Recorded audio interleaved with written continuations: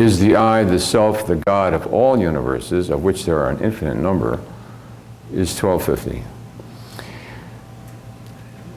To go from around 700 or so, which doesn't happen very often, on upwards is not a pleasant experience. It's not like the high 500s.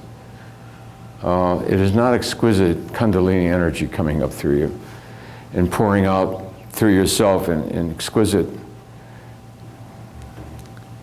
What happens now, or what happened here and happened with the Buddha, is the nervous system is overly taxed and goes into exquisite pain. It's like a burning sensation of red hot. It's like the nerves have become barbed wire, hot barbed wire. It's a horrible sensation, and it's throughout your whole aura, so you can't escape it no matter what.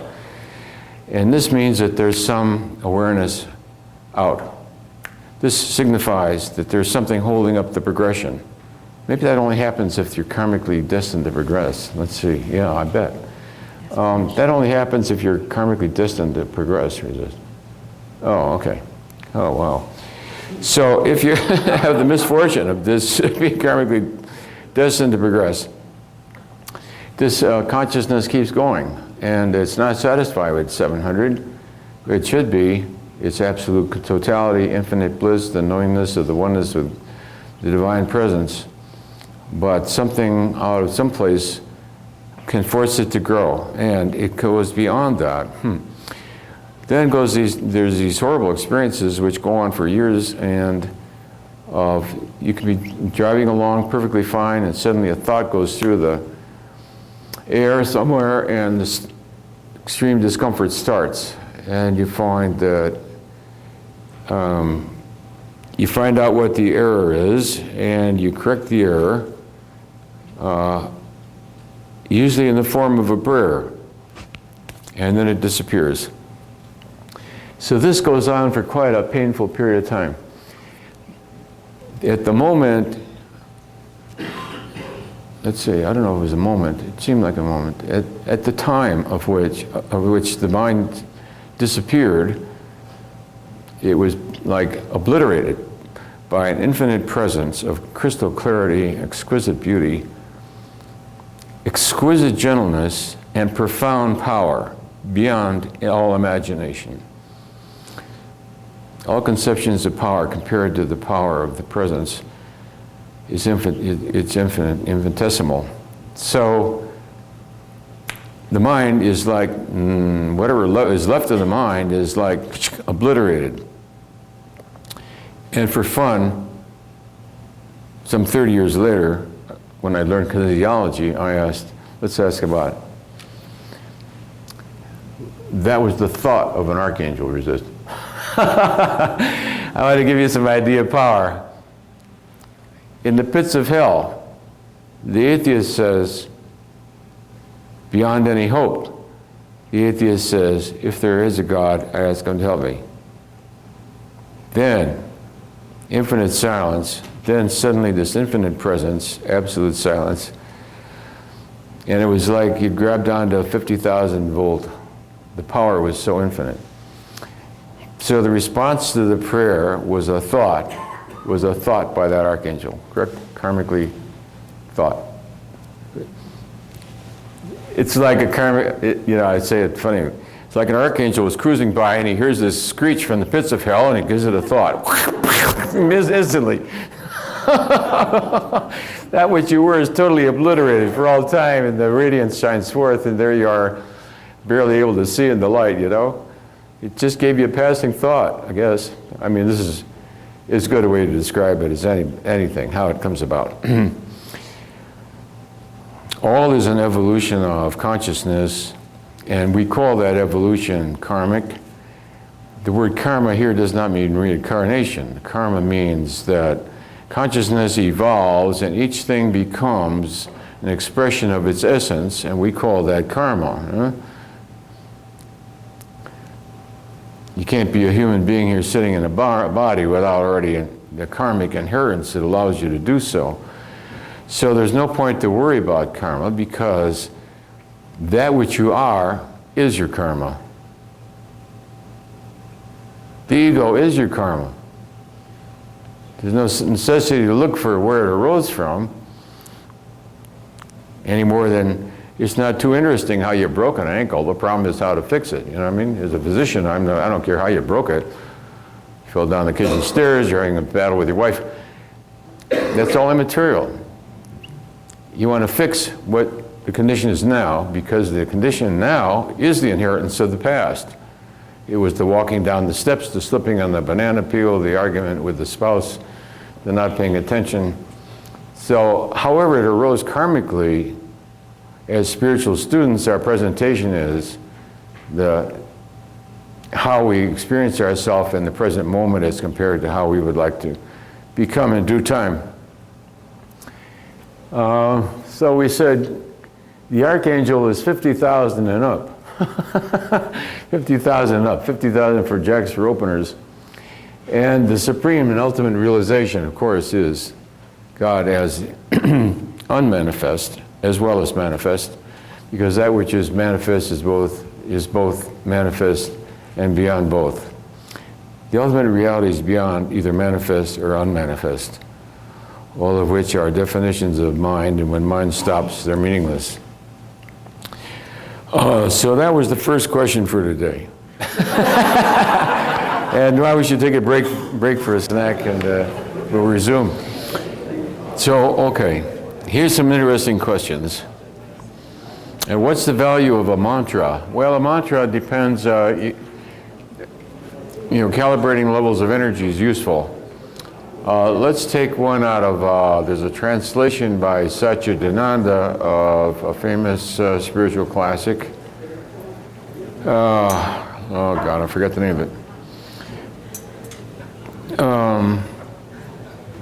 Let's do the mantra Om, okay? What's the value of a mantra? Well, it depends on a lot of things. Om is over 540. Om, the mantra Om calibrates over 600, 700, 720, 740, 750. The mantra Om is in the 700s, resist. Okay. Okay, now let's go Aum. The mantra A-U-M. Aum is over 600. 2, it's over 300. Aum, 300. It's over through 10. Wow, well, whether you go Om or Aum makes quite a bit of difference, right? You go Aum, you're going to take a long time to get enlightened, right?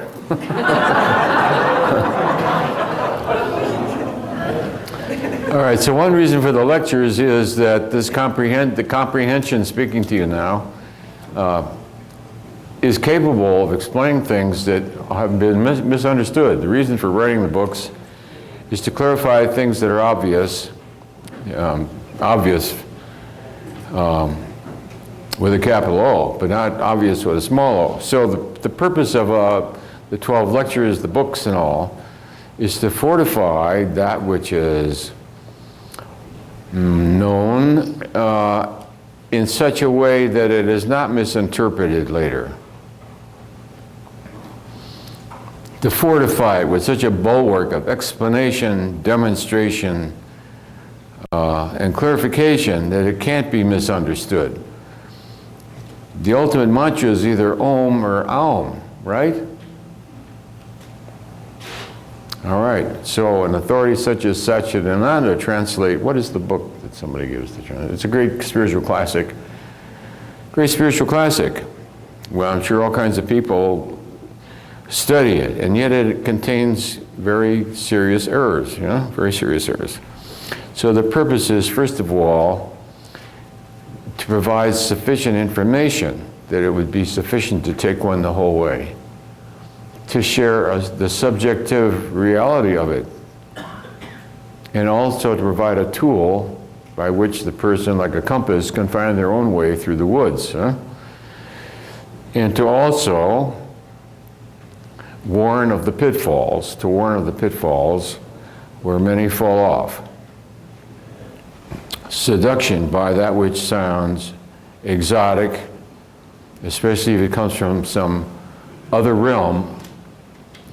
Everything from some other realm is called spiritual.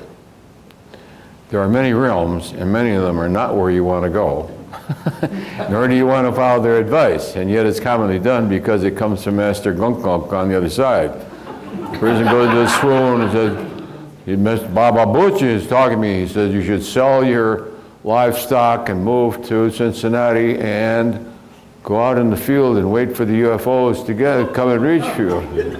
Thank you, Baba. Yeah. So, no, if you're going to do any channeling trances, messages from the other side, you better calibrate them. Always calibrate the entity on the other side, because there are good people, because there are different realms. There's higher astral and lower astral. The highest higher astrals are called celestial. There are multiple heavens. There are multiple purgatories. There are multiple hells.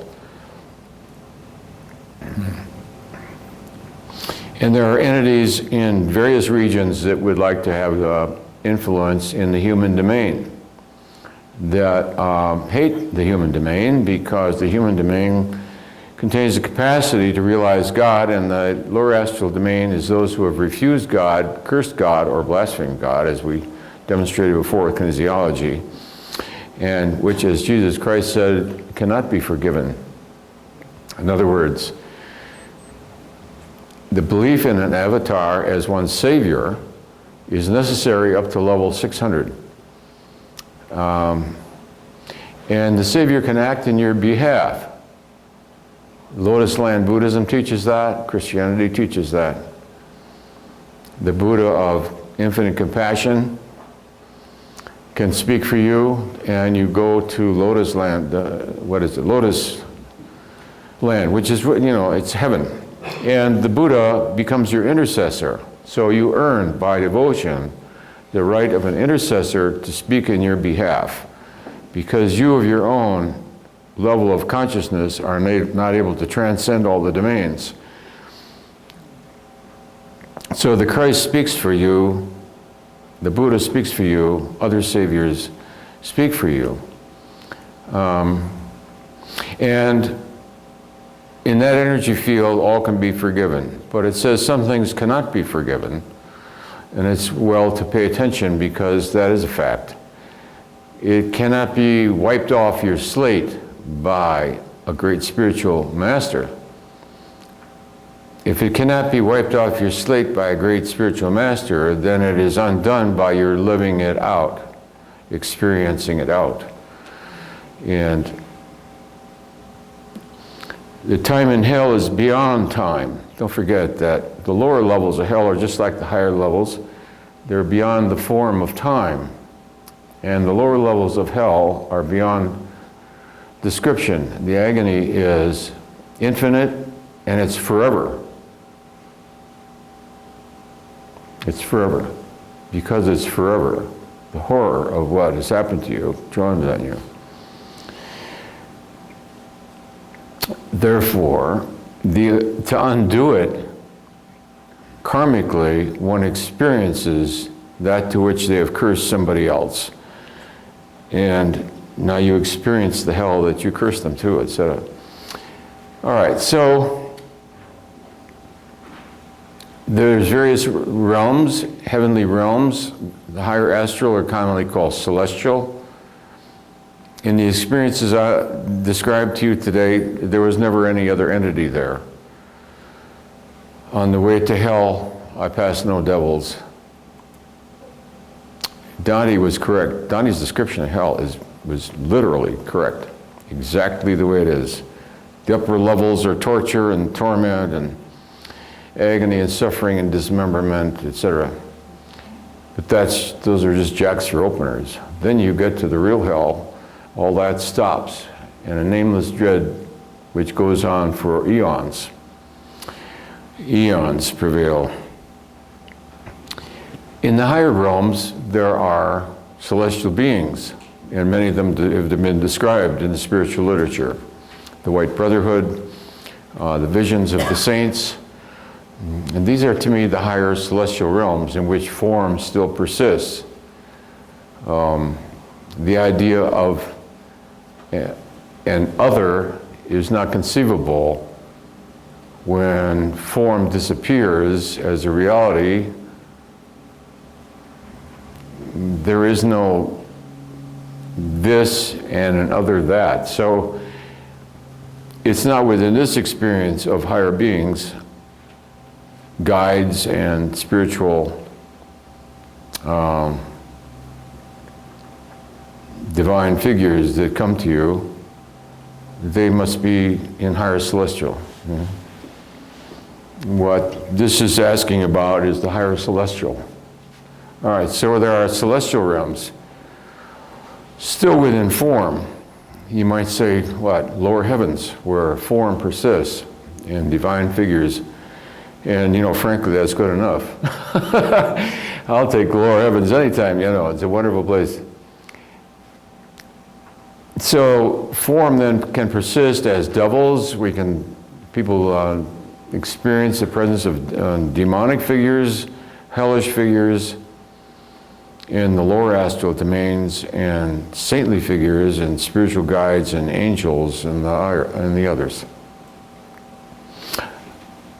I pretty much restrict myself to that which has been experienced as a reality. Other things I've only heard about. So I differentiate that which I've heard about and that which I know.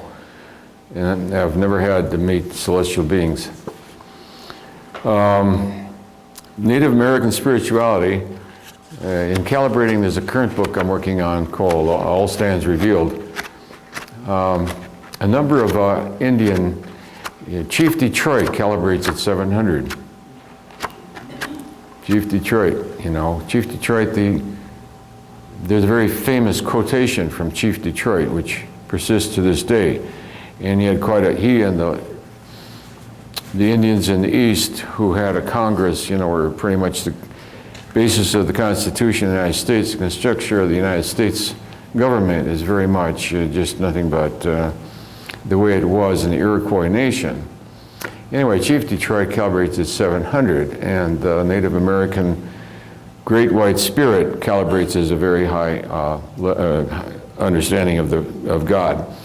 You see, because it's God as present, both transcendent and immanent.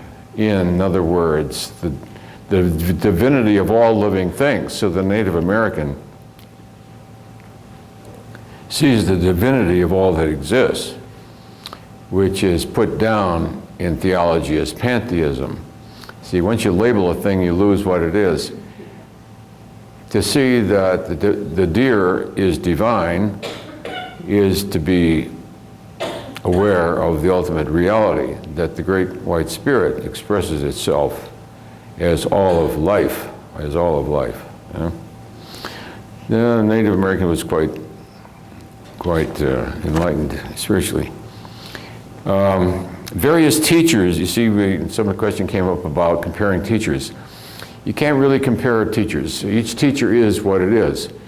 If you calibrate the teaching of a teacher or the book by the teacher, you'll end up with a calibration level somewhere around this. Usually the great teachers are in the 500s. Once in a while you'll hit one as high as 700. The Bhagavad Gita calibrates about 1,000. The teachings of Krishna. So each teacher then is teaching from a different level. The reason I talk about levels of consciousness, to know what level is being spoken of. If you read Ramana Maharshi and he tells you don't bother to save the world because the world you see doesn't even exist, that's about 740. But that's not the reality of the reader. Who says, what about the starving children? What about the cat that just got run over and has a broken leg? I mean, I'm supposed to just say that's in my imagination, you know what I'm saying? Is that meaningful or what? Yeah. So a teacher may be useful to you within a certain range. Teachers come up at various parts of your lifetime because of your karmic momentum, the place that you're at. So what's meaningful to you at one level may not be meaningful to you at another.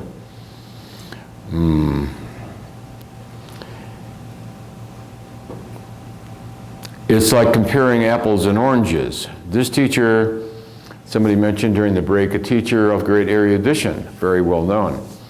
He's a teacher of great erudition. He is extremely well read in the spiritual literature and knows what is valuable to quote from each teacher. And when he gives a lecture, and he does a lot of lecturing, he quotes from one teacher after another because he sees the spiritual validity and value of it. So he himself is sufficiently high to recognize truth. You have to be at a certain level before you can even recognize it and begin to quote it. So a teacher like that is of value to tell you what, the variety of things that are available. Certain approaches will appeal to you and others will not. Some approaches will appeal to you at certain times in your life and not at other times. The transmission of no mind, even the title, people say, huh? Wang Po, the transmission of no mind. That's about, what, 740? Wang Po, transmission of no mind, is over 700, 720, 730, 740, 750, 760, about 750. You see, because what we're talking about and we're leading to in these lectures is there's a lecture on Advaita, the way to God. It's said through mind, but its reality is the way to God through no mind. But the only way to get to no mind is through mind, and so therefore we'll get to no mind through mind by approaching it from no mind. Okay, so now that's meaningful to me. You folks know what I'm talking about.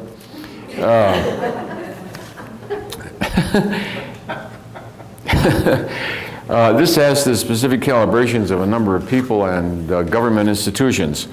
Now that is a really interesting subject, and it's the one I'm working on currently called All Stands Revealed, in which we're doing about 1,000 calibrations. And some of these we did on a demonstration tape called video number 1, I think, Power versus Force. At the time we did that, we calibrated the FBI and the CIA and the Alcohol, Tobacco, and Firearms, ATF. At the time, ATF, CIA, and FBI all made you go weak. And I think it's on that tape we did in '95, that the third level from the top in the CIA had a mole, and that there was a serious mole at a high level in the FBI. They've since hit the news, but generally government agencies calibrate at about 202. It seems to me like they're integrous because the law insists that they be that way. But they're not happy about it. Nor do you get much helpfulness or cheerfulness about it. It's like you're at the Motor Vehicle Bureau. You forgot to sign on line 6. You got to go back at the end of the line. Not just, why not sign here and hand it to me? No, you've got to go back to the end of the line because you can, where's the heart? You know what I'm saying? That's 200. Listen, that's my job. I know my job, I have my job, and I do my job. That's 200. I know my job, and I do my job. And you can't fire them because they're doing their job.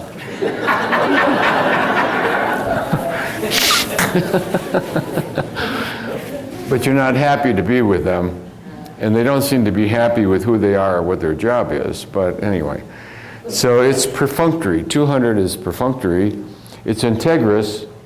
If it says you got to be there from 8 to 5, by God, they're there from 8 to 5. And it says if your job is to run this computer and run these lists through you, that's what they do. So it's dependable in that, it complies with the requirements of the job description. But it doesn't offer much beyond that.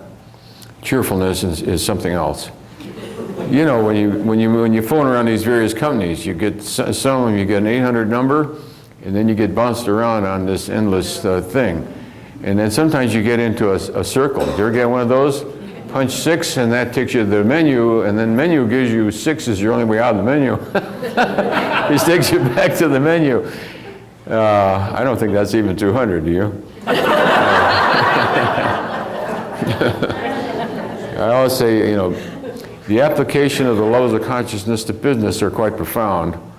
A few people who have been here, a few people we work with, are endeavoring to take spiritual teaching into the commerce and industry business. As long as you don't label it spiritual, religious, or God, you get away with it. You can take it in the back door by calling it integrity that builds customer confidence, which shows up in the bottom line, and it does. Magali Rodriguez, who's a friend of ours, had written a chapter in the book on, she had been a nun and left the cloistered life and teaches spiritual principles to big corporations. Her own corporation got wiped out in 9/11 disaster. Her own corporation was heavily involved in the World Trade Center there and got wiped out. But spiritual premises, if you take them into business, are very rewarding. Ours is a secular society, on one level. It's secular, operationally it's secular. So you can't talk about things in spiritual terms or religious terms. But you can take the basic principles into business, and as Magali demonstrated, and she has the facts and figures in the chapter she did in the book that I'm quoting, it actually shows up in the bottom line. In Power versus Force, I used Walmart as an example because I had corresponded with Sam and I recognized the integrity. Sam's ideal was integrity. Integrous products by integrous people and integrous surroundings, and his idea of treating employees was considerate and etc. So he seemed to have heart. So let's see where Walmart is today. Can we do Walmart today? We have permission to do Walmarts today. Resist. Well, let's do Walmart at the time of Sam Walton. Walmart at the time of Sam Walton is over 350, 380, 390. Walmart at the time of Sam Walton was 385, 390. 385. Remember where 385 is on our list? It's up there. It beats 200. It beats 200. I'd rather walk into Sam Walton's business than the nearest motor vehicle bureau. So, all right, here's where Sam took it. He took it up here to harmonious, hopeful, satisfactory. You can trust in them, made in America, optimistic, the future is going to be better. Forgiveness, we don't ask any questions, bring it back, we give you a refund or a replacement. That's a pretty darn high level of consciousness, isn't it? What do we say Walmart was at the time of Sam? What was the number? What was the number we got? 385? Okay. 385? 385, all right. We have permission to do this in this audience, resist. Walmart's at this time is below 385 resist. It's above 325, 330. All right. This last week's issue of Fortune magazine had a big article on Walmart, and it said that Walmart isn't exactly as great as it was at the time of Sam. I thought they were nitpicking a little bit, but Walmart's has become a giant colossus. It's hard to keep that folksy rural atmosphere when you're the biggest retailer in the world. How to keep it folksy when you've got Walmart now has 1 million employees. Can you believe a company that has 1 million employees and a major outlet in every major city in America and now crossing the world and Asia and all? I guess you can go to Walmart's in Hong Kong. But anyway, he built what has become the largest, most successful retailing experience in human history. And he did it from the integrity of 385. So anybody who questions whether or not spiritual values have any serious application to business, only have to look at Walmart. It's funny, a writer for the Wall Street Journal called us up. I don't know, it was a month or two ago, right? Writing an article on this subject, wanting my views on it, the value of spiritual principles in the corporate world. And I referred him to Magali's article, and so to answer the question, do spiritual values have any practical application in the everyday world? Well, we just tell them, look at Walmart and see for yourself. Would you rather go to Walmart, or would you rather go and renew your license to the nearest motor vehicle bureau?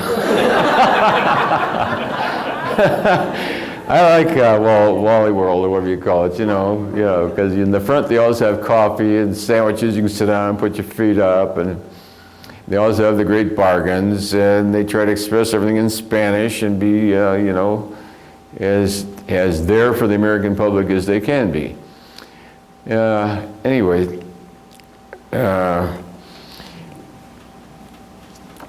in government bureaus, as I said, the United States is always being surprised, and it's always being surprised because it doesn't know anything. And it doesn't know anything because it comes out of the intellectualism of a political position.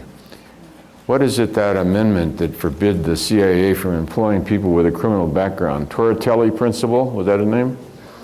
The governor from, or congressman from some state. It was sort of Dudley Do-Right kind of do-gooderism, kind of a Boy Scouty idea. That people with known criminal past should not be getting paid by the CIA to go out there and ferret out information. Anybody who's ever worked for the police department knows that's your only source of information. Who the hell do you think's going to tell you? Who do you think's going to tell you they're planning to rob the bank next door? Mrs. Simpson, a list behind you? She works at Walmart. She's not. How's she going to know they're planning a robbery? Oh, God. To find out about criminals, you have to deal with the criminal element. Anybody knows that. So that principle, which came out of the downside of intellectualism and idealism, utopianism, is why the United States is always being surprised. We always walk into the booby trap, and the excuse is always, we didn't know it was there. Pearl Harbor was the glaring example. Every single battle since then, we didn't know that there was 50,000 Nazi troops behind the mountain. Well, what do you mean you didn't know? How can you not know? If you're at war, how can you not know? You'd better know. I want all those people to give back their salary to the American taxpayer, frankly. To not know what was there at the Bay of Pigs. So the not knowingness is coming out of the downside of the 400s. It's mixing up utopia, a hope for. So the far left intellectual position, in my view of it, is the child. That's the wishful child who believes in fairyland. We should talk to Bin Laden. The problem is you get blown up by minds trying to get to Bin Laden to talk to him. And if he captures you, he probably torture you to death because they like chopping up people and hearing them scream. Why do they enjoy torturing people to death? Why not just execute them? Because you don't get up in the hierarchy in the lower astral unless you can just demonstrate your capacity for heartless cruelty. That's how you get to be a kingpin. In the mafia, you're not a made guy until you kill somebody in front of witnesses. Now they know you're a fellow denizen of hell. You've proven it. And now you can be trusted to a certain level. All right, so the government agencies, if you calibrate them all, it's pretty disappointing. The FAA, for instance, extremely low. If you calibrate what is the level of integrity of the agency as an agency, you will usually get around 200. If you then we discovered, but what is the calibrated level of their everyday functioning in the world, and then you get a disappointment.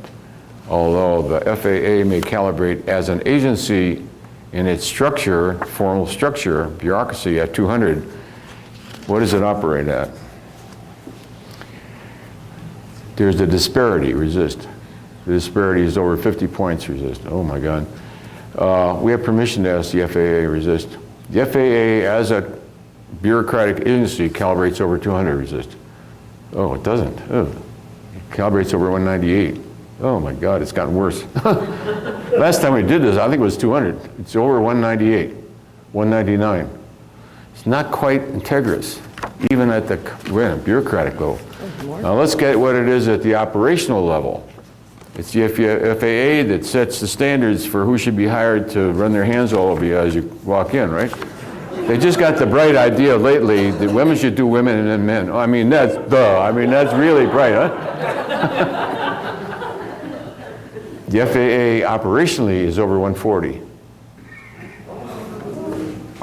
Wow. So, all right, let's say the structure is integrous, but the way it is instituted is totally non-integrous.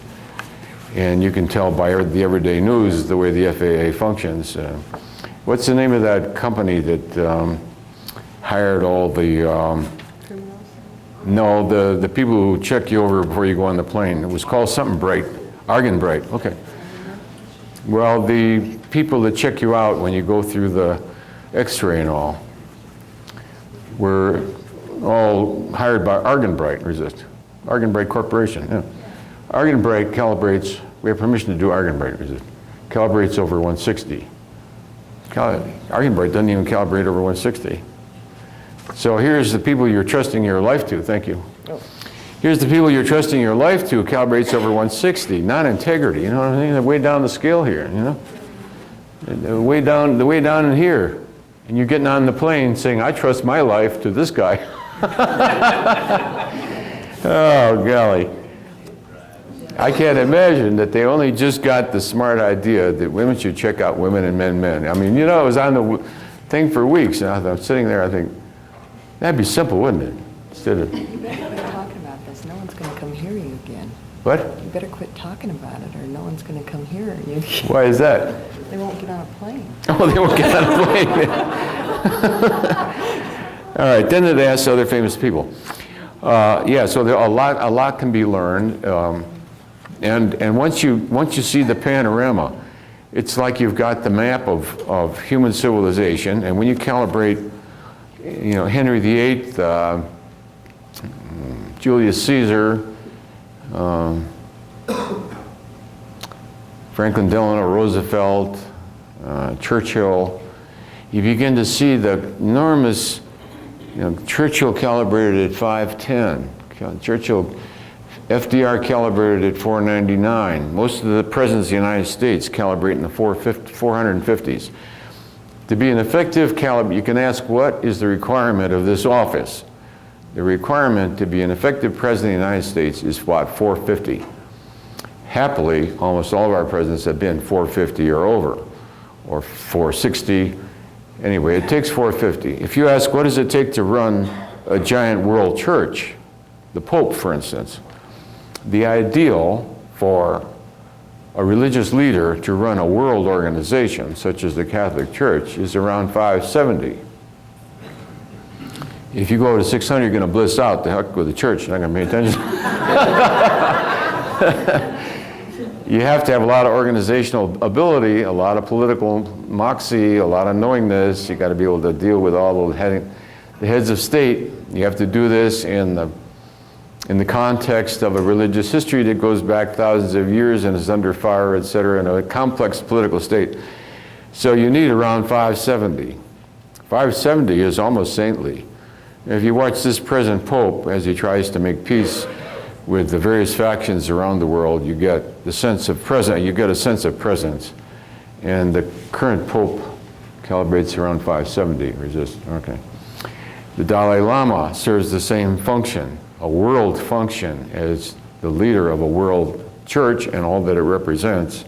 The Dalai Lama is also around 570. So when you get what are presidents, Mother Teresa is about 700. What about Bush? Bush is around 460 or so. He's a Yale graduate and a very smart man. 455, 460, 465. Yeah, he's around 460. That's a bright president. In other words, you got to be smart. You have to deal in the world of form, politics, power, bureaucracy, fundraising, charm, and verbal capacity. You have to have verbal fluency. You can't get up in front of a TV audience and bumble and get elected unless you're Bush.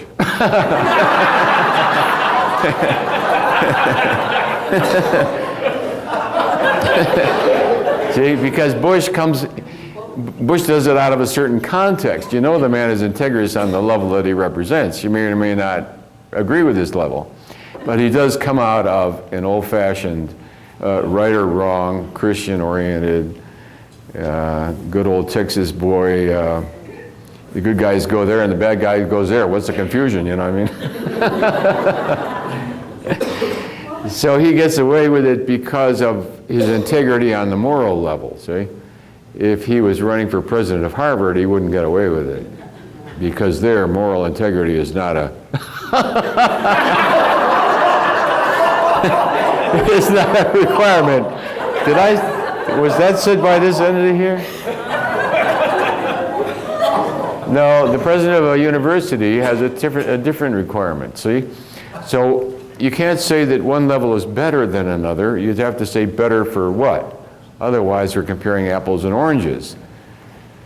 The highest calibrated unit that we got in World War II was the Tuskegee Air Force. The Tuskegee Air Force had the most perfect record, the greatest number of kills, the smallest number of losses. It was they were all black airmen. And they calibrated extremely high. Well, you had to be extremely high if you were black in order to get into the Air Force. So these were all high-level people in which intention was extremely powerful, and they set up one of the greatest records in World War II. So you learn a great deal by studying history, calibrating the levels of the various events. You can calibrate the level of the events. You can, with kinesiology, find out exactly what happened. Was the U.S. informed before Pearl Harbor or not? Who was informed? What did they do with it and why? So I don't like to do a lot of these things in public. But what goes on behind the scenes is accessible because anything is registered in the field of consciousness is available to kinesiology. When you ask a question of kinesiology, we ask permission. And sometimes you'll get a no. Sometimes you'll get a flat no. Sometimes you'll get, if you try to find out the why of the no, you may or may not find out the why of no. Usually you'll find out the why of the no. Sometimes you won't even get the why of the no. Yeah, we said that the time of death is karmically set. Can you find out the time of your own death? You'll always get the answer no. It's a general fact, but in your particular, to know yourself is not allowed. It just says it's not allowed. Am I allowed to know the exact time and date of my own death? It says no. It would probably have a deleterious effect, wouldn't it? Huh? Probably have a deleterious effect. The churches would be loaded, though, if everybody knew. So anyway, we can check out the great gurus of history. As I said, a lot of the great gurus are not as living beings what they were at their highest of their writings because you might say that which is in contrast to that which you become, which as a spiritual teacher I guess I have to cover. You see, as you go up in levels of consciousness, you begin to pull to yourself that which challenges it. That which challenges it. There are certain levels. I don't know if I should, maybe we should do that in the book I'm doing now, in another chapter. There are certain levels at which rather specific things come at you. And I think a spiritual teacher should prepare, it's a responsibility of a spiritual teacher, to inform you of the downside. Unconditional love seems to trigger. You go into a state of joy, seems to bring up its opposite choice. In this particular experience, that which brought it up was quite surprising. It comes up suddenly out of nowhere. It can come up through a person. This person I was speaking to was a spiritual teacher, well-known, and well-known locally, in fact, who had described an excellent spiritual technique. And this teacher then said, well, we won't go, that's later in the story. Anyway, that's, in that, all of a sudden, this spiritual teacher, oh, I know what it was, wanted me to be director of this organization nationwide, you know. And I said, wow, we can give it to all the monks and all the monasteries, and just think of all the people struggling with sin, and sin is just an attachment. If you know how to release the attachment, sin disappears, you know. Sin is just a pejorative epithet with which we describe certain behaviors, but these behaviors are just attachments. So I wanted to give it to the world, and I thought, oh wow, you know, give the world a way to free yourself from guilt and sin and all this crap. At this point, the teacher suddenly went into a rage. The teacher's personality disappeared, and it was like an entity from hell. It was a horrible energy. And suddenly began to speak in another voice and said, Jesus and Buddha are just astrals. You should never give away spiritual truth. A thing is only as good as what you pay for it. The higher the truth, the more the charge. He began to describe certain industrialists as having done more for mankind than Jesus Christ and Buddha, because they were just astrals anyway.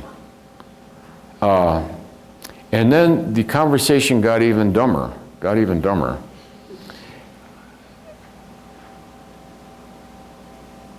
The temptation is, in that case, was, the temptation as you go up seems to be best described as luciferic. Satanic has to do with pain, suffering, war, the satanic energies, rape, pillage, drugs, devastation, inner city street gangs, the satanic rules there.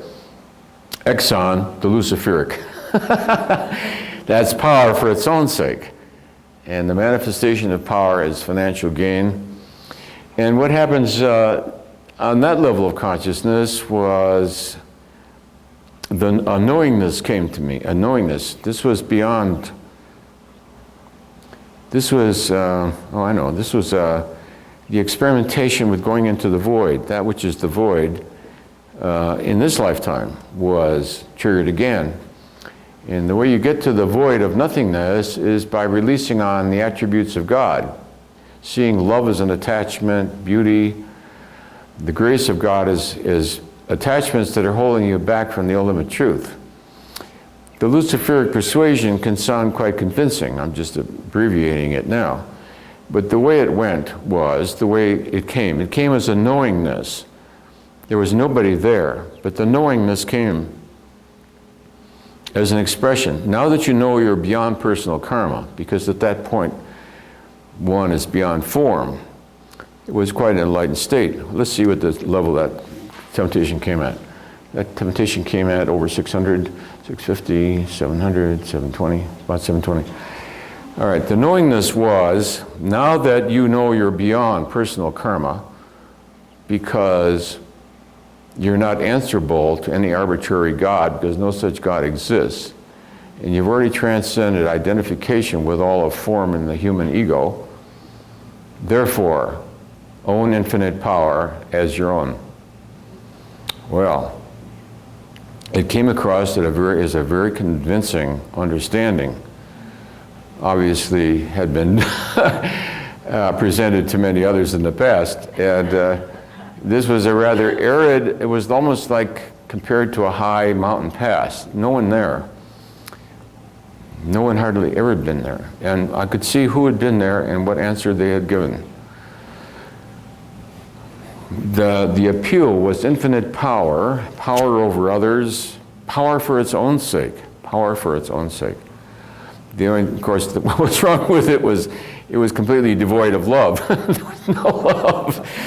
Just power to own power for its own sake is apparently a temptation. So the spiritual student who is not prepared for it goes into a very high state, begins to pull up its, I'm going to call it contrary, not its opposite, but its contrary choice.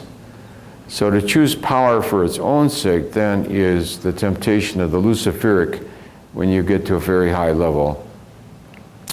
The Luciferic is the temptation of power for its own sake, usually expressed in our domain as wealth. So Enron is the expression of the Luciferic.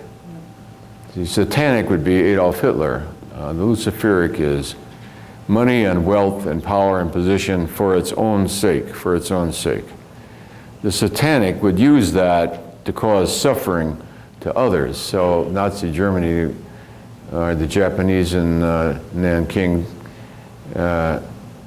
exhibit satanic energy. So the temptation then can come up and you're unprepared for it. And the ingenuity with which it can be presented, I am underplaying. It can be extremely ingenious. It's probably been developed for thousands of years by various entities who rule over other domains. And what they're really inviting you to is to join their domain and become one of them. Just as the mafia invites you to become a made guy by executing this guy in front of witnesses, they invite you to enjoy and become part of the satanic lower astral realm. So those things apparently happen to various people at various times. It can happen to people within the secular domain as well as within the spiritual domain.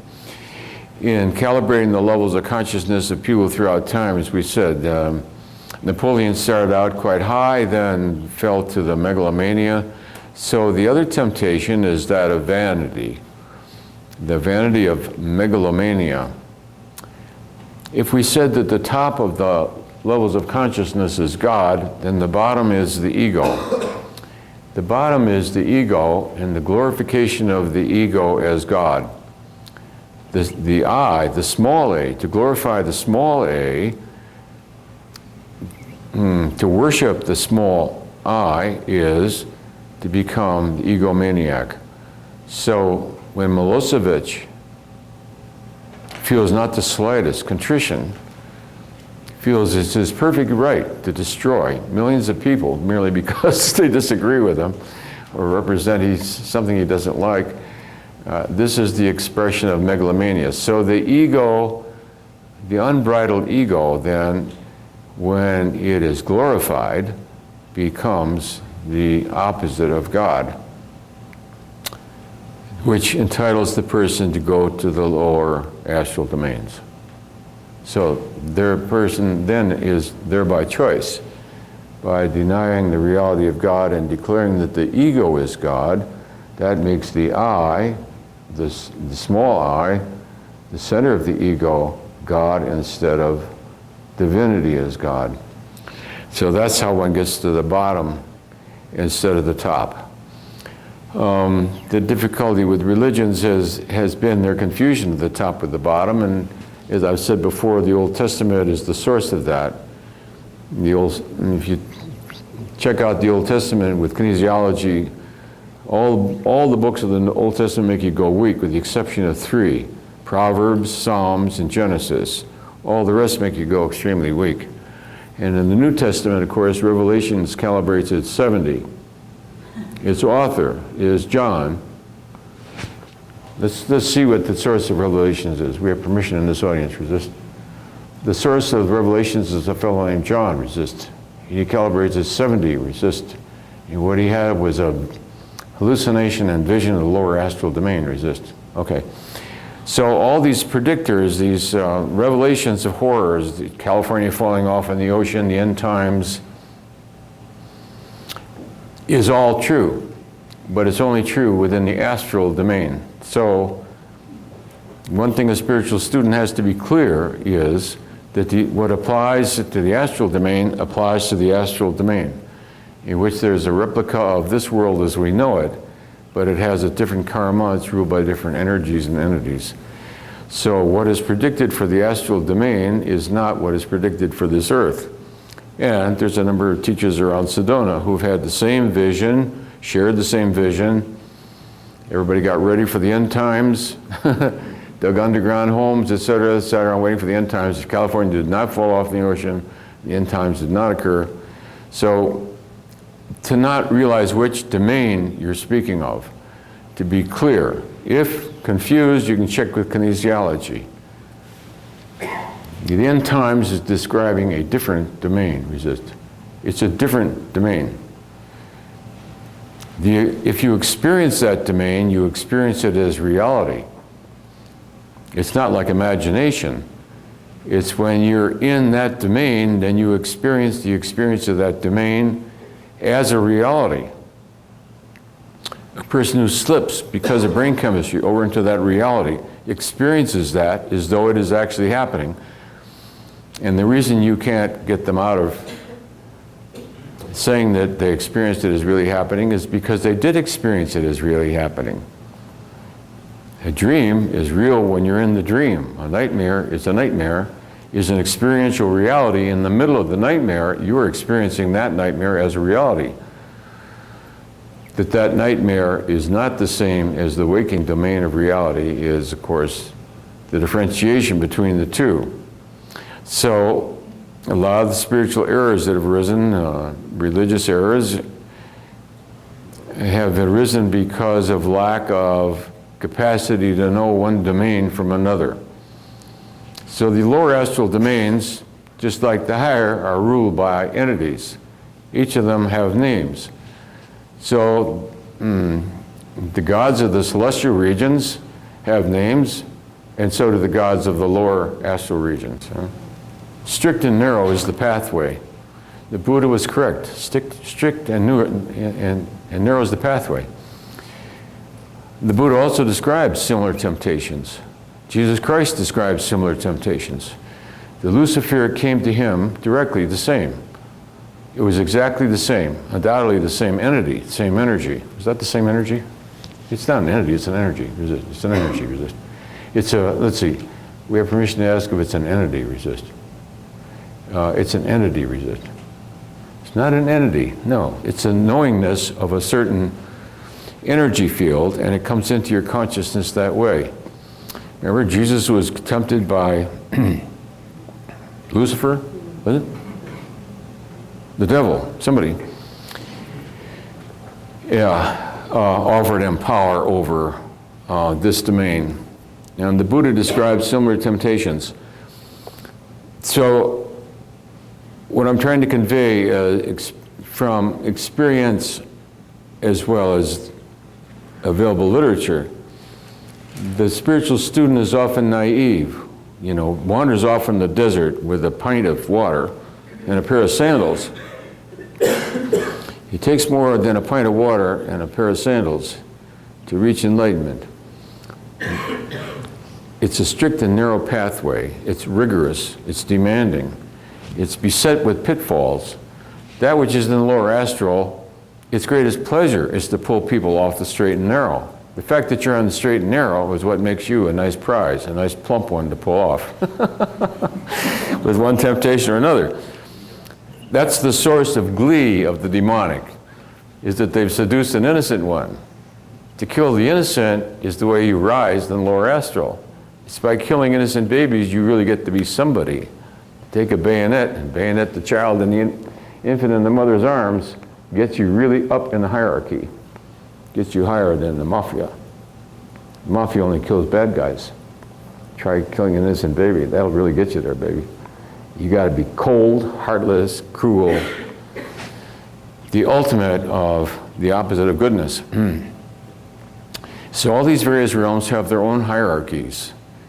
They're complex. They have their own literature. There's a lot of well-known books in the spiritual bookstore, which all of you know. You've all run into them. Let's ask about, what's that one?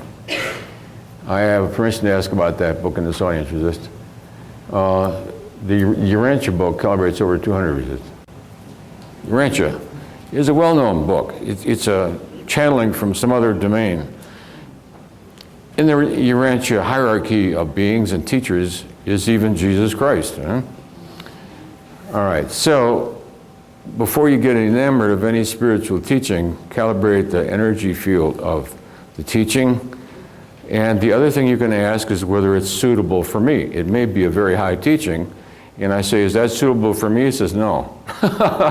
Why? Because at this level, I would misinterpret it. It would be injurious.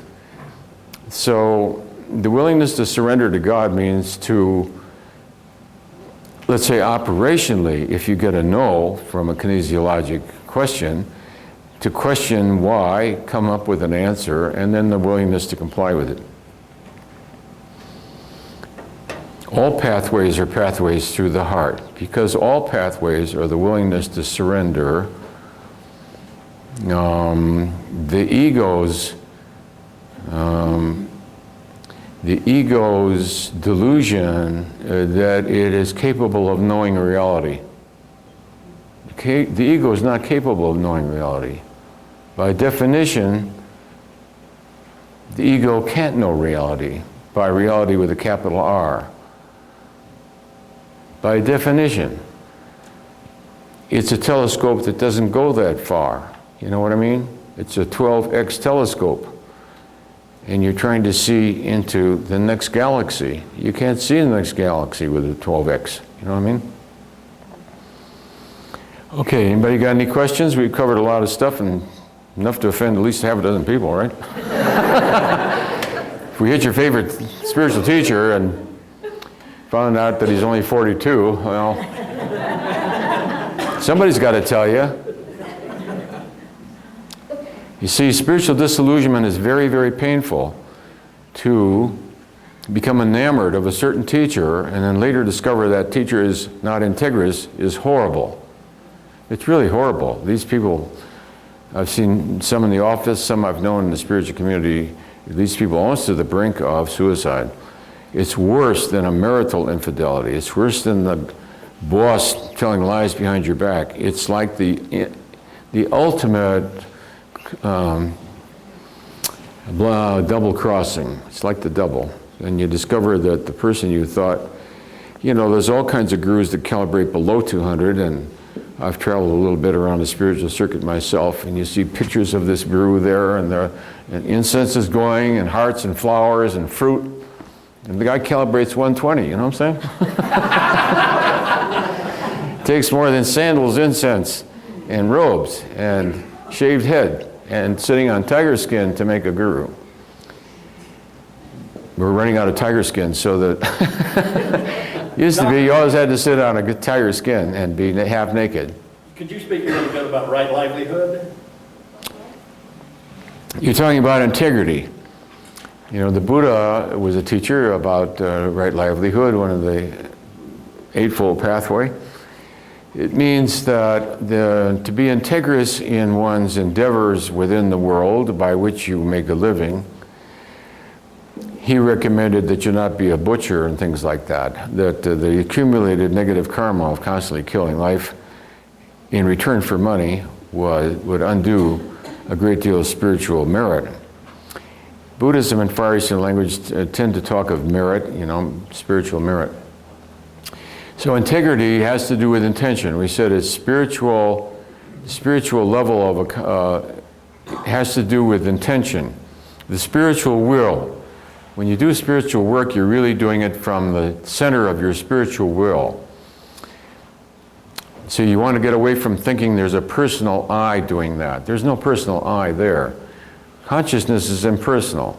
You make a decision from your spiritual will. It's your spiritual will, because your spiritual will has infinite power.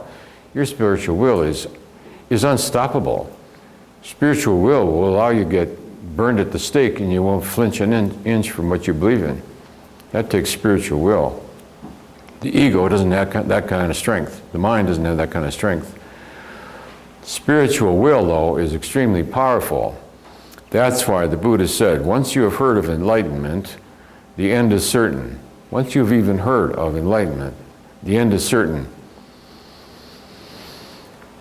Because once the spiritual will hears that enlightenment is possible, it clicks onto it. And now it begins to reorganize the intention of all the intricacies of the ego, and somehow you just find yourself in the right place and moving in a certain direction. That's the result of spiritual will. So integrity then is a decision.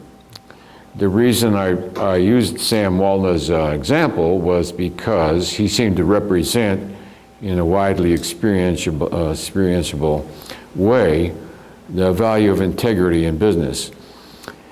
Because of that integrity which radiates out, the consumer has confidence that if it's broken and you take it back, they'll give you another one. And of course, experientially, I have done that, and by God, they do give you another one. If they can't give you another one, they fix it. So at least there is the intention of integrity. So integrity is extremely important. I think in the spiritual community, in government, it would be profoundly unworkable. I don't know, you're going to get reelected if you're going to be integrous, you know what I mean? It's that pork barrel law that gets you the votes, and if you're going to be integrous, and no, we don't need a road that goes 300 miles into the desert and then stops in a pile of sand. Then you would have to be honest, and how would you get elected? So some variance with integrity is necessary on certain levels. What is the difference between illumination and enlightenment? Between what? Illumination? Illumination and enlightenment. Generally, illuminated refers to, I think, 600 and over. It's denoted in art, usually as a halo.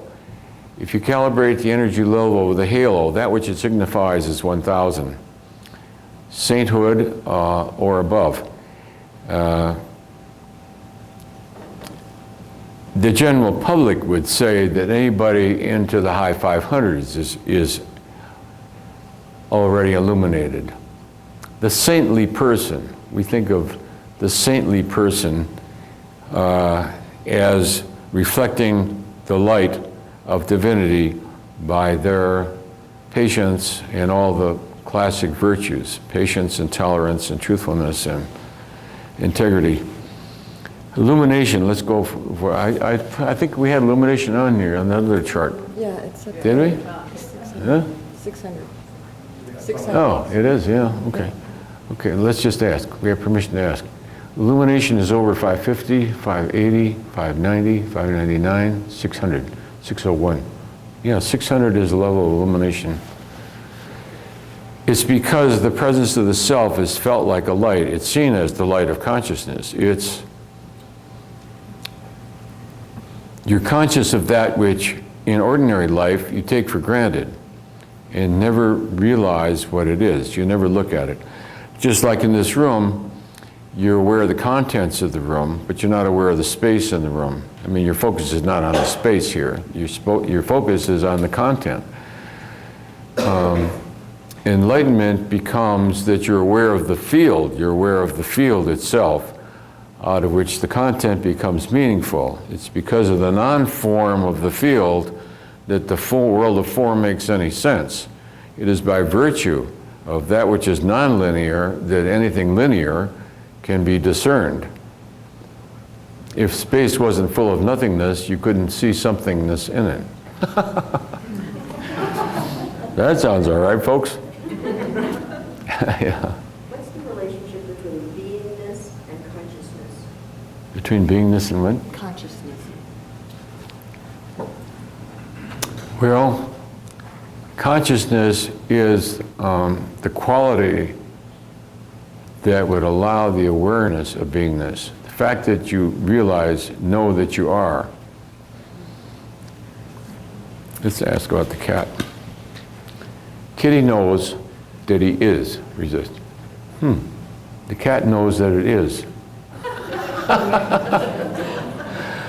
So you might say that's primordial, right? Primordial. It is by virtue of consciousness that Kitty is aware that he is. Kitty has consciousness, which comes out of existence. Kitty has knowingness of existence. Kitty has the capacity to identify it, resist. No. Can't identify it, but knows that it is. When you look into any animal's eyes, it's instantly obvious that it knows that it is. It knows that it is. It's aware of existence. Did I answer the question? I was thinking about it a different kind of way, I guess. What'd you say? She was thinking about it in a different way. Oh.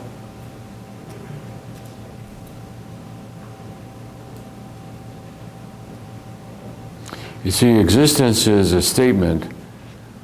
Beingness, being is a transitive verb. Intransitive verb, sorry, intransitive verb. Isness, beingness, havingness, isness are all verbs. In a verb, there has to be a this and a that. When you add beingness or amness, you're saying that there is something that has that quality. That's why amness has not been one, it has not described to me what the ultimate reality is. Amness implies that there is something that has that quality of beingness. That's what an intransitive verb means. That implies a duality, which is not my own experience of reality, which is non-duality. The radical truth is there is no this experiencing of that, such as a quality of beingness or isness. Yes? That awareness is illuminated by virtue of consciousness itself. So that statement came out of consciousness about beingness. Yes. Come up ahead and say what do you like to say. And I'll repeat the question. Doctor, earlier you referred to 600 above levels of consciousness that the physical body would become incapacitated. And I was wondering, at that point, I guess that individual is close to a pure level of consciousness, and that function at that time, the physical function, ceases really to exist and needs help. So the function of that physical body is purposeless at that time? I can't hear him. You're going to have to come You up. tell me what he said. It's very detailed, I can't. Oh. Come on up here and we'll discuss it and put up your dukes. Okay, again, let's have it again. Okay. You indicated that at 600 and above, the higher levels of consciousness, that the body would become incapacitated, basically. Well, not that the body's incapacitated. To the point where it would need help to exist. It's more that one's indifferent to it. The state is so complete and perfect, then there is no wantingness. You see, to move something, you have to have a wantingness. All wantingness disappears. There's nothing you want. The physical functions are still there as far as... They Well, seem to Jesus operate in a could- delayed way. I think many of the basic physiologic functions do stop. Breathing will even stop. And only if somebody entreats you do you breathe again. Yeah. Well, and Jesus and Buddha... So and 50% of the people, don't forget, leave the body at that Right. point. They don't bother breathing again. So was... And I had no interest in breathing again. But somebody that loved me a great deal, I could see that he believed that I would be dead if I didn't breathe. Because of his belief that I would be dead, I breathed. Okay. Otherwise, he would be in grief. So did Jesus and Krishna and Buddha have physical functions then when they were at 1,000, say, level of consciousness? Well, the Buddha had a great deal of difficulty, and I only felt relieved about it when in Korea there was a Buddhist Bible in the hotel room, and Susan's reading and she says, the Buddha said he was racked with pain and all his bones were cracked and all. I said, oh wow, that explains the whole thing. No problem. Let's see, what happened with Jesus? Well, don't forget, there are different karmic patterns. Jesus never spoke of, he only spoke of enlightenment. In one place, in Matthew, he says, Isaiah has returned to us as John the Baptist. Now, I don't know whether he meant that literally as a reincarnation of John the Baptist, or he meant the spirit, that spirit which prevailed in Elias is the same spirit that prevailed. I didn't know whether he meant physical reincarnation or not. But certainly, neither karma nor reincarnation, karma as such as a topic, as understood in the Eastern world, is a subject in Christianity. Jesus Christ had no previous physical lifetimes. He never had any personal physical human karma. As it says in Scripture, he literally did descend from heaven. Yeah. The Buddha, on the other hand, had had many previous lifetimes and recalled them with great clarity.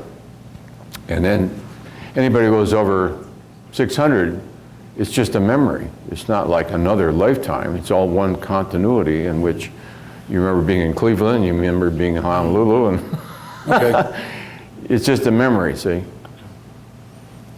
What was the rest of the question? That was pretty much the question, basically. I think you did a good elaboration.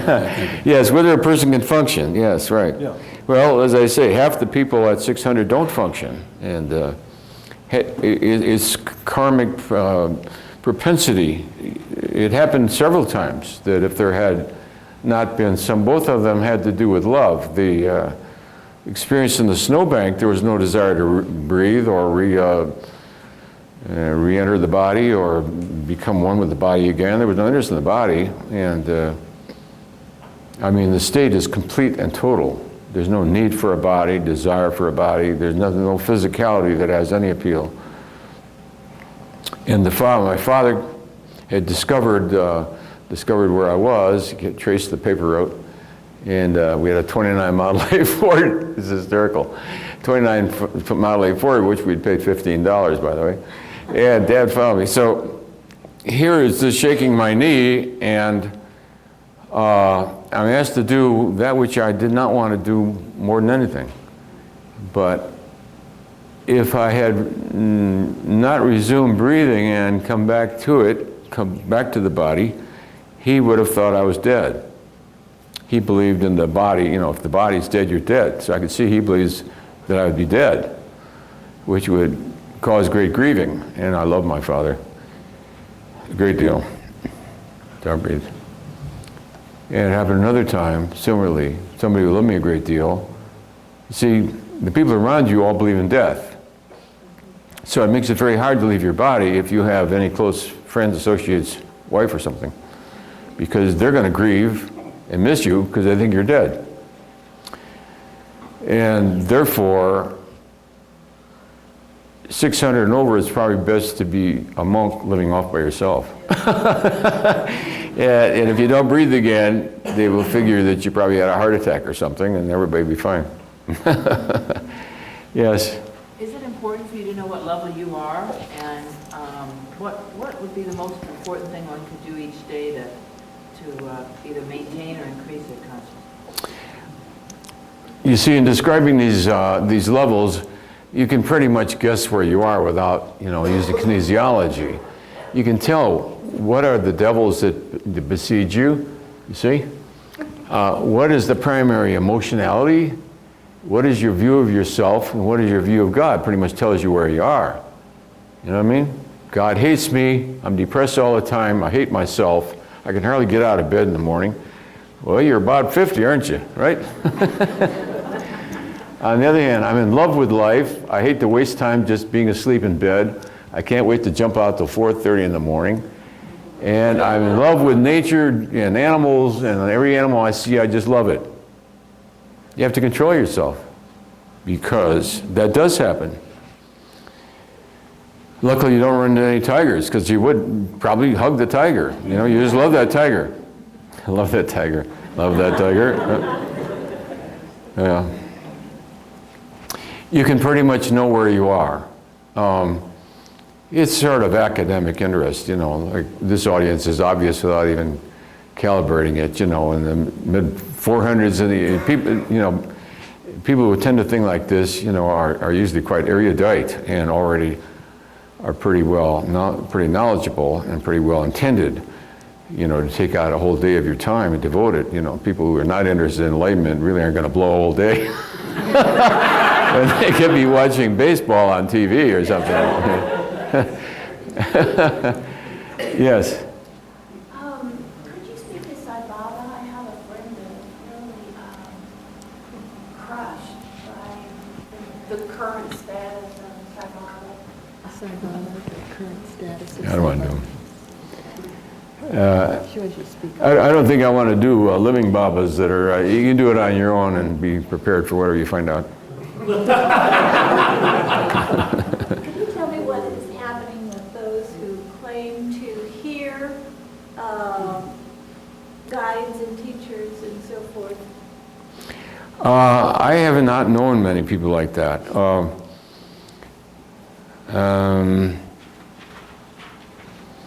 You know, when you speak of visions, divine entities, hearing God's voice, it's not within my experience. You see, because divinity, that which is God, is not different than the self. So who would there be to speak to whom? You see, that's, in other words, in duality, there's a this and a that. There would be a this being spoken to by a that. That is not the experience that has been here. There is no this and a that. There is no other to speak to this. The advancing awareness, because the awareness does advance from 600 on up, you know, astonishing things just come out of the blue, is coming from within. It's a knowingness. It's like a cauliflower that's grown a new thing. It's coming from itself. It's not of a different essence. That which grows out of the cauliflower is just the essence of cauliflowerness, you know? It's not an otherness. It's not like a beanstalk creates a cauliflower, see? So, with nurturance, and for some karmic reason, that awareness, that knowledgeness, that knowingness, the realization is one really of comprehension, the capacity to how to contextualize it so that you can say it.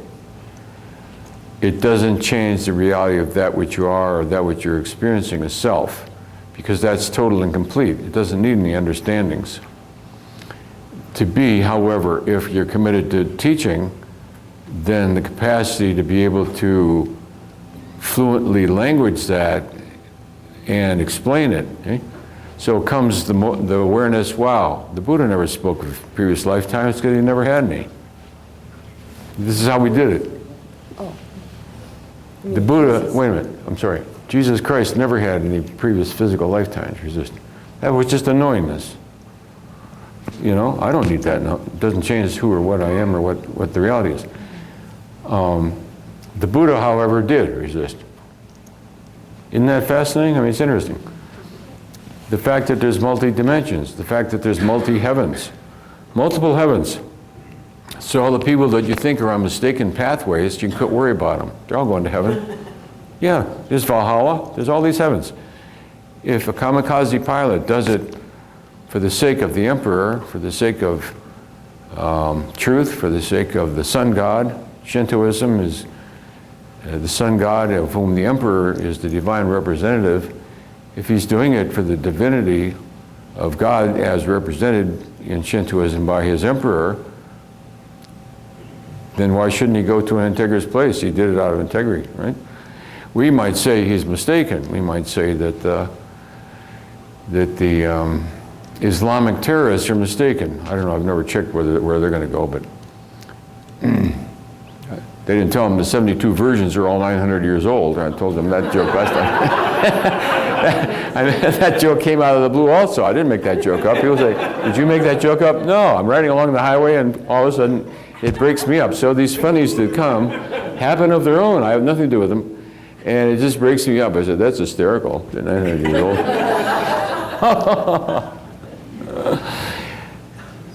I would think, too, if you actually believe that killing infidels is a way of praising Allah, I imagine that's integrous. The intention is integrous, resist. The belief system is correct, resist.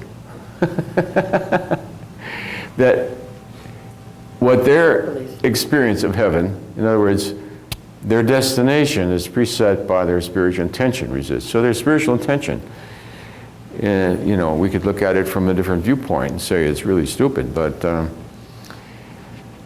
I mean, if bin Laden killed off 3,000 Americans, he's only got 300 million to go. He better get busy. You're going to have to kill 3,000 every second to make any inroads because we propagate faster than that, right?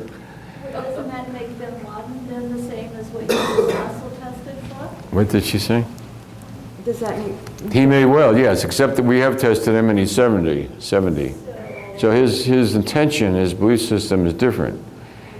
You see, there's those who are naively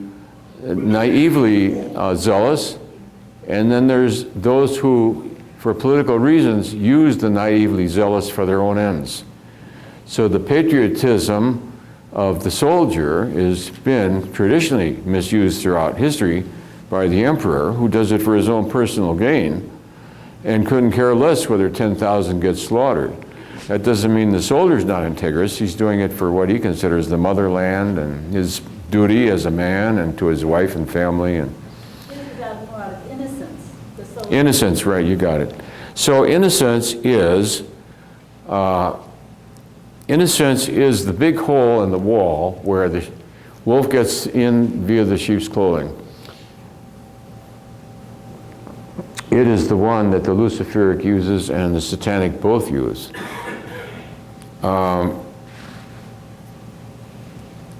It's because of man's not knowing truth from falsehood that he's vulnerable.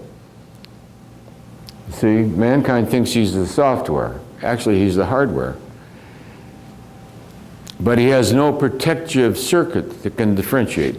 Puts in the software, there's nothing that goes gank, gank, gank, gank, gank, gank, falsehood. No. Whatever the software, this sounds as good as this software. All software sounds good, otherwise it wouldn't sell. So one reason that enlightenment is statistically rare, is because you first of all have to have an intense commitment. There has to be a certain karmic setup for it. You have to have had the good fortune of running into good teachers. You have to have fallen into the soup and found a way out. You know? This entity fell into the soup, painful soup. To get to the pits of hell, you got to make some big errors, right? Karmically throughout time, some bad decisions. And then came along the way out, see? All right, so integrity is what carries us through. In business and spiritual work, our intention is what carries us through. Doesn't mean we won't make mistakes. But it's very difficult to make the whole trip. And even the best teachers don't forewarn some of their students about what happened. They just notice there aren't as many there next week. They don't tell you what happened to them. We had 18 last week, 14 this week. What happened to the other 4 guys? Oh, on the road to Damascus. Yeah. Would that map of consciousness work for after this life, do an astral life? Well, that's another lecture, Death in the Afterlife.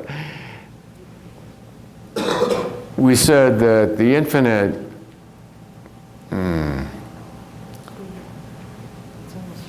okay, we're going to stop in a minute. We said that that which is infinite and manifests itself as all the universes is like a giant electromagnetic field in which, through spiritual intention, it's as though you set the polarity and charge on the little iron filing we call yourself or your spirit. And its afterlife is automatically the consequence of what it has become by virtue of the power of the field. That's why the judgment of God is perfect. Nothing is where it should not be, because it can only be where it is by virtue of what it is. Therefore, a cork in the water is exactly where it is based on its buoyancy. Yeah? So. All right, we're going to have to close up. What I'll do is I'll talk to you personally, because we have to clear the... What time do we have to be out of here? I don't know. Well, you're signing books, so we have to be Huh? out. We have to be out here by 5. Yes, okay, I'll hear by 5. We have to also test for the group. What? We have to see where the audience has moved to now. Oh, yes. The level of consciousness of the group. We have permission to do this in front of the group. It's just, they're over 435, 436, 437, 438, 439, 440, 441, 442. Went up 7 points. Mm-hmm. You do that every day in a year, you're going to be... You can open your own church. Our research shows that the average person, we'll just repeat it because we do this, you know, the average person, consciousness advances 5 points in a lifetime. Is it 5 points in one lifetime? One lifetime. You know what it takes to go through one lifetime, all the agony, pitfalls, pains, contrition, penance, God knows what all. It takes to go 5 points. At the same time, within a certain field of consciousness, certain information becomes like catalytic. I like catalytic because it isn't just what a thing calibrates at, but its quality. You know, its quality.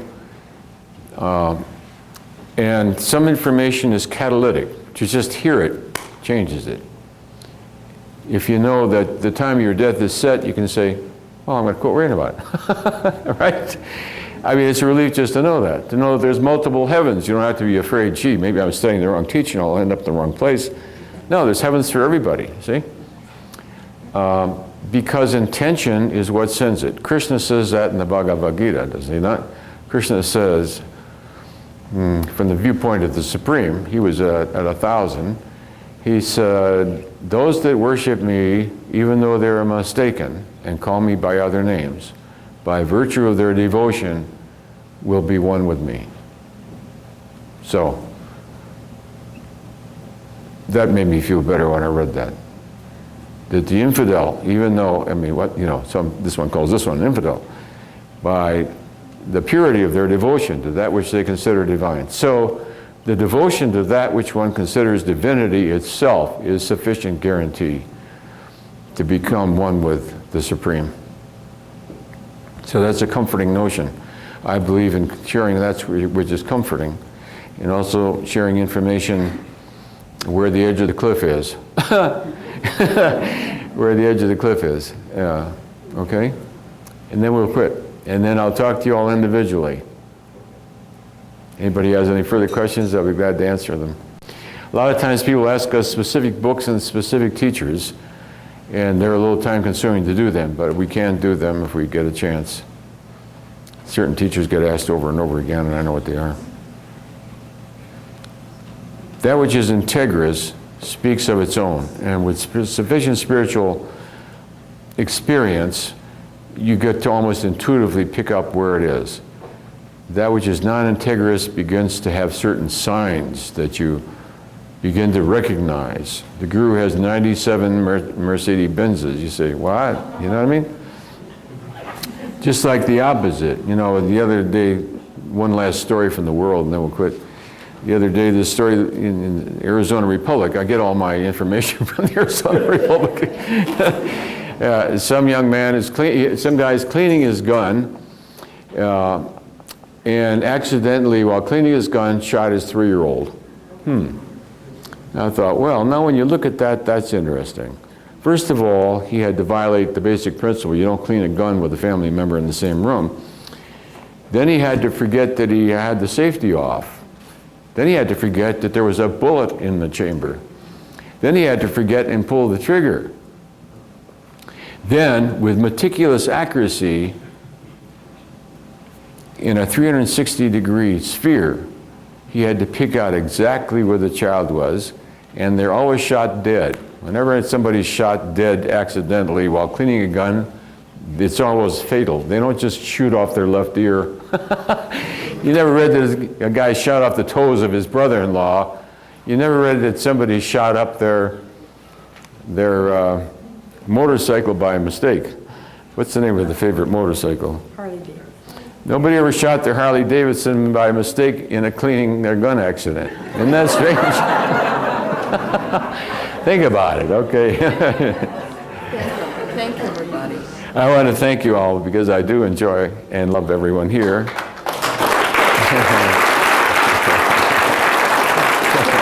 It's your love that I experience.